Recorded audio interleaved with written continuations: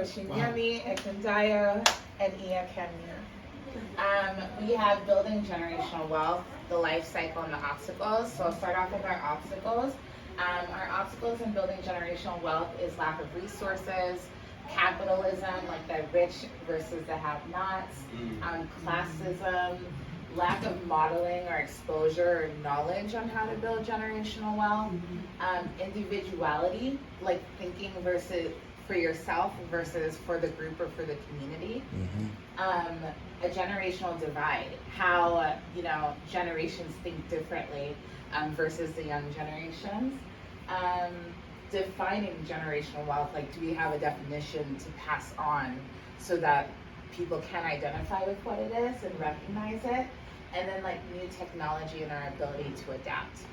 So our life cycle starts with an idea, and then from there we need a support group. We need people who can protect that idea, who can help us like grow and nurture it, and then we need to be adaptable and open to changing that idea and using our expertise to actually create a business model and create a repeatable business process.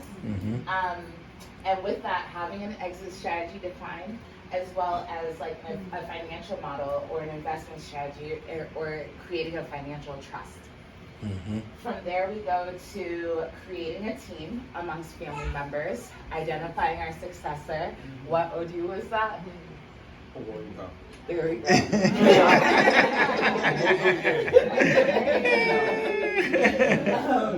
And so with that, we're setting up a board of trustees as well. So we have our councils of elders, right? And then we also thought about like points at which we should offer sacrifices and egg bay offerings, especially since this is about creating generational wealth.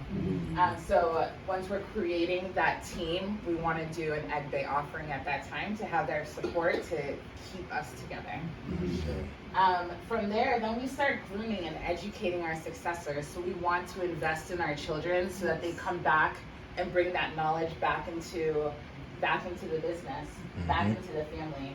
We also want to recruit with people who want to be with us, right? Like if we have 3 kids, maybe one wants to continue. So we need people around us who want to be there and support the vision. Lastly, we think about passing the business over to a successor, or we're going to sell it, or we put it in like the trust hand, right? We created a trust from the beginning, and then we're also doing an egg bay offering at that time of succession.